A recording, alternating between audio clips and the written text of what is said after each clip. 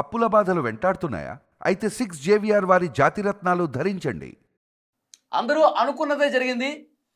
BRS MLC Kalvakuntla Kavitha ఎప్పుడైతే హరీష్ రావు మీద, సంతోష్ రావు మీద ఆరోపణలు చేశారో కేసీఆర్ సీరియస్గా తీసుకున్నారు. ఇక ఏ క్షణమైనా ఆమెను పార్టీ నుంచి సస్పెండ్ చేస్తారు అన్న చర్చ, ప్రచారం బలంగా జరిగింది. అనుకున్నట్టుగానే పార్టీ ఆమెను సస్పెండ్ చేసింది. ఆ లెటర్లో ఏముందో ఒక్కసారి మీకు చదివినిపిస్తాను, తర్వాత డిస్కషన్లోకి వెళ్దాం. పార్టీ ఎమ్మెల్సీ శ్రీమతి కల్వకుంట్ల కవిత ఇటీవలి కాలంలో ప్రవర్తిస్తున్న తీరుతెన్నులు, కొనసాగిస్తున్న పార్టీ వ్యతిరేక కార్యకలాపాలు బీఆర్ఎస్ పార్టీకి నష్టం కలిగించే రీతిలో ఉన్నందున పార్టీ అధిష్టానం ఈ విషయాన్ని తీవ్రంగా పరిగణిస్తోంది. పార్టీ అధ్యక్షులు కె చంద్రశేఖరరావు గారు శ్రీమతి కె కవితను తక్షణం పార్టీ నుంచి సస్పెండ్ చేస్తూ నిర్ణయం తీసుకున్నారు. ఇది లెటరు. చాలా స్పష్టంగా సస్పెండ్ చేస్తున్నట్టుగా ప్రకటించిన పరిస్థితుంది. సో ఇప్పుడు ఈ సస్పెండ్ చేయడానికి ఇంతకాలం వెయిట్ చేయడానికి కారణం కనిపిస్తుంది. కవిత భవిష్యత్ ఏ విధంగా ఉండబోతుంది, దాని ప్రభావం బీఆర్ఎస్ పార్టీ మీద ఏ విధంగా ఉండబోతుంది, దీని గురించి మనం డిస్కస్ చేద్దాం. అనలిస్ట్ కట్టా కార్తిక్ మనతో ఉన్నారు. కార్తిక్ గారు నమస్తే. కార్తిక్ గారు, సస్పెండ్ని మీరు ఊహించిందేనా? ఎస్, అందరూ ఊహించిందే. చాలా కాలంగా చర్చ కొనసాగుతోంది. కాకపోతే ఎక్కడ అంటే కవిత ముందు పార్టీ నుంచి రాజీనామా చేసి వెళ్ళిపోవటమా, ఏదో ఆమెను పార్టీ సస్పెండ్ చేయటం అన్న కాడ ఒక మీమాంస కొనసాగుతోంది. ఇన్నాళ్ళు బీఆర్ఎస్ పార్టీ భావిస్తూ వచ్చింది ఏంటంటే పొమ్మని లేక పొగబెడితే తానే వెళ్ళిపోవాలి, మనం సస్పెండ్ చేసామన్న పేరు వద్దు అనేది బీఆర్ఎస్ పార్టీ భావించింది. కవిత కూడా వాళ్ళు సస్పెండ్ చేస్తే తన సానుభూతి వస్తుందని కవిత ఆలోచించారు. నిజానికి ఇద్దరి మధ్య ఎప్పుడో గ్యాప్ వచ్చేసింది. బీఆర్ఎస్ పార్టీకి కల్వకుంట్ల కవితకి మధ్య ఎప్పుడో గ్యాప్ వచ్చేసింది. అంటే ఒక రకంగా చెప్పాలంటే చాలా కాలంగా కవిత ఇండివిజువల్గా తెలంగాణ జాగృతి తరఫున కార్యక్రమాలు చేసుకుంటూ ఉన్నారు. తను బీఆర్ఎస్ కండువా కప్పుకోవడం కానీ, బీఆర్ఎస్ జెండా పట్టుకోవడం కానీ ఈ మధ్య కాలంలో ఎప్పుడో నువ్వు చూడు కావాలంటే లేదు. బీఆర్ఎస్ పార్టీ కూడా ఆమె మీద అడపాదడపా కామెంట్ చేస్తూనే ఉన్నారు. మన జగదీష్ రెడ్డి మాజీ మంత్రి చేసిన కామెంట్స్, దాని మీద కవిత రియాక్షన్ అన్ని కొనసాగిస్తూ ఉన్నారు. కవిత అయితే ఈ కొన్నాళ్ళుగా కేసీఆర్ మంచివాడే కానీ కేసీఆర్ పక్కన దెయ్యాలు ఉన్నాయి, నేను కేసీఆర్కి రాసిన లెటర్ ఎవరో లీక్ చేశారు, గ్రీక్ వీరుడు అంటూ వాళ్ళ బ్రదర్ని ఉద్దేశించి మాట్లాడటం, నాకు సంబంధించిన వాళ్ళ ఫోన్ ట్యాపింగ్ చేశారని కేటీఆర్ని ఉద్దేశించి మాట్లాడటం, తర్వాత నా చుట్టూ కేటీఆర్ తన మనసును పెట్టుకొని ఇన్ఫర్మేషన్ తెప్పించుకుంటున్నాడని మాట్లాడటం, నిన్నైతే ఏకంగా పేర్లు తీసి మొన్నటిదాకా ఇండైరెక్ట్గా మాట్లాడిన కల్వకుంట్ల కవిత నేను ఏకంగా హరీష్ రావు పేరు, సంతోష్ రావు పేరు తీసి ఇలా కేసీఆర్ మీద సిబిఐ ఎంక్వైరీ పట్టడానికి కారణం వీళ్ళిద్దరు, వీళ్ళు అవినీతి చేశారు, కేసీఆర్కి ఏం తెలియదు. అంటే ఒక విషయం ఇక్కడ అంటే కేసీఆర్ ప్రభుత్వంలో బీఆర్ఎస్ గవర్నమెంట్ కాళేశ్వరం స్కామ్ జరిగింది అని తను ఒప్పుకుంది. కాకపోతే అది హరీష్ రావు, సంతోష్ రావు చేశారు, కేసీఆర్ సంబంధం లేదని చెప్పింది. అంటే బీఆర్ఎస్ గవర్నమెంట్కి అంత చెడ్డ పేరు. ఇప్పుడు ఒకసారి జరిగింది అన్న తర్వాత అంతిమంగా ఎవరు చూస్తారు? ఆనాటి గులాబీ అంటే ఆ పార్టీకి అధినేత ముఖ్యమంత్రి కేసీఆరే బాధ్యత వహించాలి. ముఖ్యమంత్రి తెలియకుండా జరిగింది అంటే ఎవరు నమ్ముతారు? అవును, ఆయన ప్రభుత్వానికి అధినేత, పార్టీకి అధినేత. అతను కంట్రోలింగ్ లేకుండా అయితే పార్టీ నడవదు, ప్రభుత్వం నడవదు కదా. ఒకవేళ డమ్మీ ముఖ్యమంత్రి అని కల్వకుంట్ల కవిత చెప్పదలుచుకున్నారా? హరీష్ రావు కేసీఆర్కి తెలియకుండా స్కామ్ చేశాడు అంటే ముఖ్యమంత్రి డమ్మీ అయిపోయినట్టే కదా. అదన్నా చెప్పాలి, ఇదన్నా చెప్పాలి. కానీ కల్వకుంట్ల కవిత వ్యాఖ్యలు పార్టీకి పూర్తిగా నష్టం కలిగించాయి. కేసీఆర్ ప్రభుత్వంలో కాళేశ్వరం స్కామ్ జరిగిందని నిర్ధారణకు వచ్చే వ్యాఖ్యలు ఆమె చేశారు. ఎవరు చేశారంటే మొత్తం జరిగినట్టే చెప్తుంది. జరిగినట్టే కదా. హరీష్ రావు, సంతోష్ రావు చేశారంటే ఎవరు ప్రభుత్వంలో చేశారు? బీఆర్ఎస్ ప్రభుత్వంలో చేశారు. అప్పుడు ముఖ్యమంత్రి ఎవరు ఉన్నారు? కేసీఆర్ ఉన్నారు. అంటే కేసీఆర్ ప్రభుత్వంలో స్కామ్ జరిగిందని ఒప్పుకున్నట్టే కదా.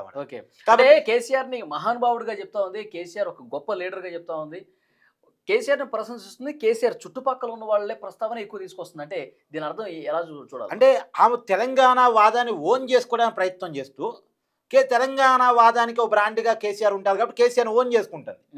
కాకపోతే తను ఎవరిని విలన్ చేస్తుంది?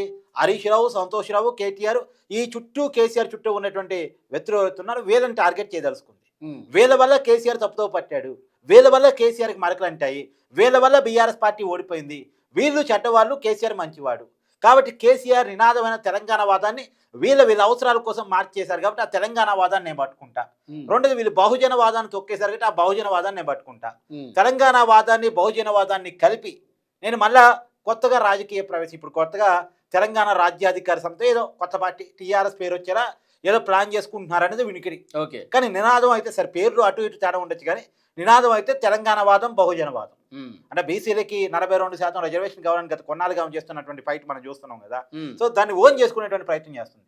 ప్రధానంగా తెలంగాణ వాదులకు న్యాయం జరగాలి, తెలంగాణ అభివృద్ధి జరగాలి, తెలంగాణ అనేటువంటిది మళ్ళీ ఆంధ్ర పెత్తందారి చేతిలోకి, వేరే వాళ్ళ చేతిలోకి వెళ్ళిపోతుంది కాబట్టి మళ్ళీ తెలంగాణని పరిరక్షించుకోవాలి, తెలంగాణ ఉద్యమకారులకు గౌరవం దక్కాలి ఒక నినాదం.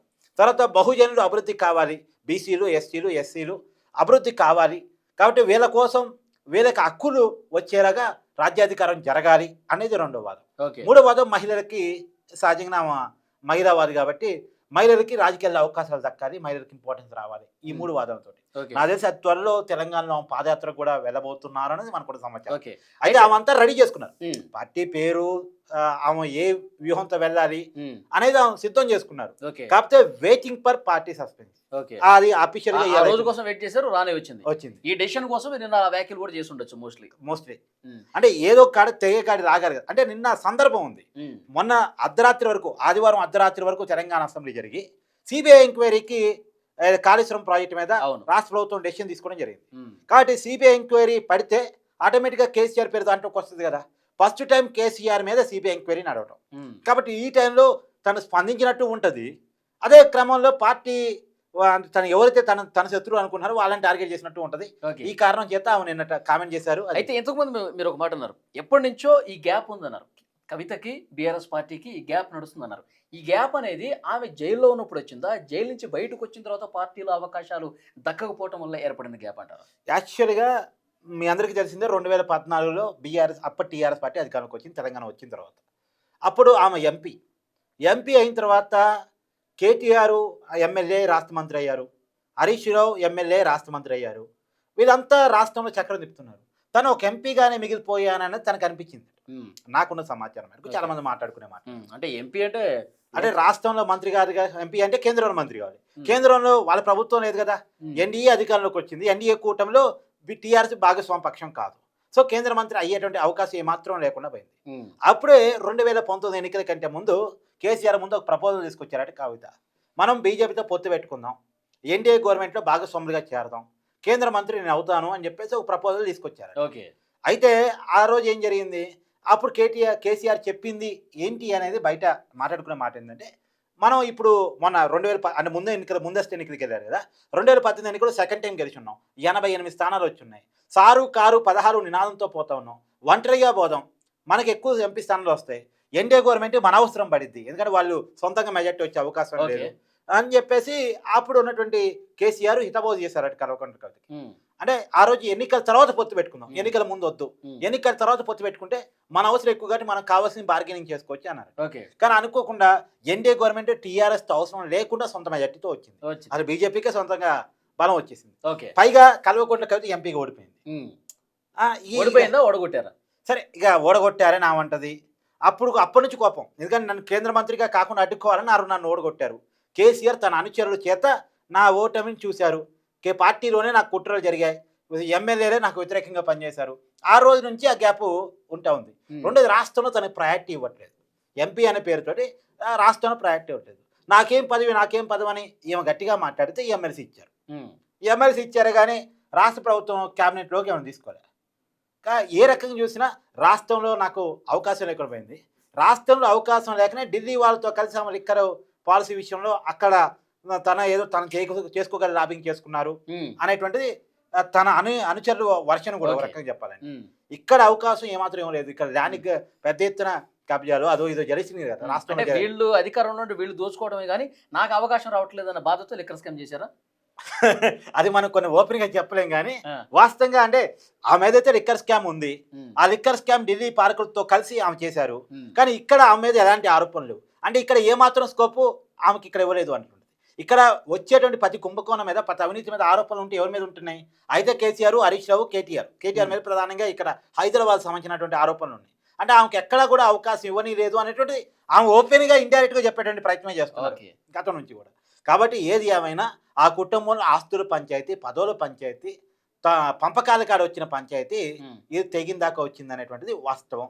ఎవరు ఒప్పుకున్నా ఒప్పుకోవాలి. ఆమె జైల్లో ఉన్నప్పుడు కేసీఆర్ నన్ను చూడటానికి రాలేదు, నా తండ్రి నన్ను చూడటానికి రాలేదు, నన్ను కొంచెం దూరం పెట్టినటువంటి ఆ భావన ఆమెలో ఉండి, అంటే బీజేపీతో పొత్తు విషయంలో కూడా నా దగ్గర తీసుకొస్తే వద్దని చెప్పాను, ఇలాంటి డిస్కషన్స్ అన్ని కూడా జరిగినాయి కదా. అయితే వాస్తవం ఏంటంటే జైలుకి కేసీఆర్ వెళ్ళకపోవడానికి, కవిత అరెస్ట్ అయినప్పుడు పార్టీ పెద్ద ఎత్తున గందరగోళం అంటే బంధుకాలు లేకపోతే ఆందోళనలు చేయకపోవటానికి ఆ రోజు అప్పటికే చాలా గ్యాప్ వచ్చింది.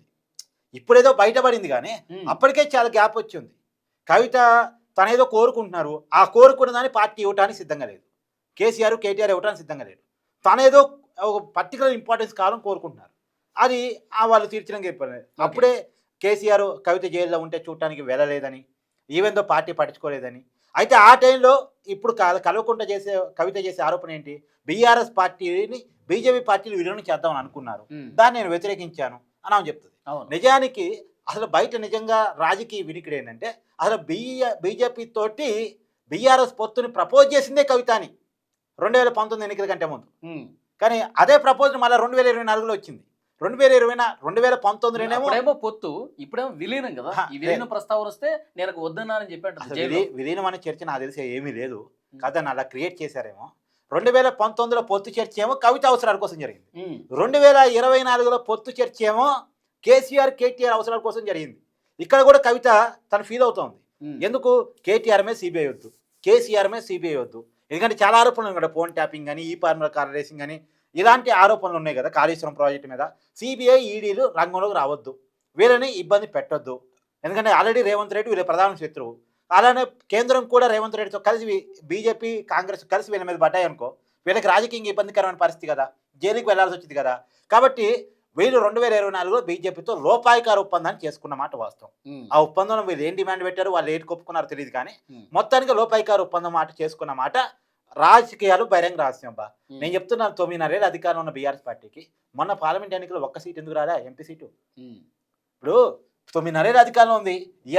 ఎమ్మెల్యేలుగా చూసినప్పుడు దాదాపు 39 మందికి ఎమ్మెల్యేలు గెలిచారు. 39 ఎమ్మెల్యేలు గెలిచిన పార్టీకి ఒక్క ఎంపీ సీట్ రాదా?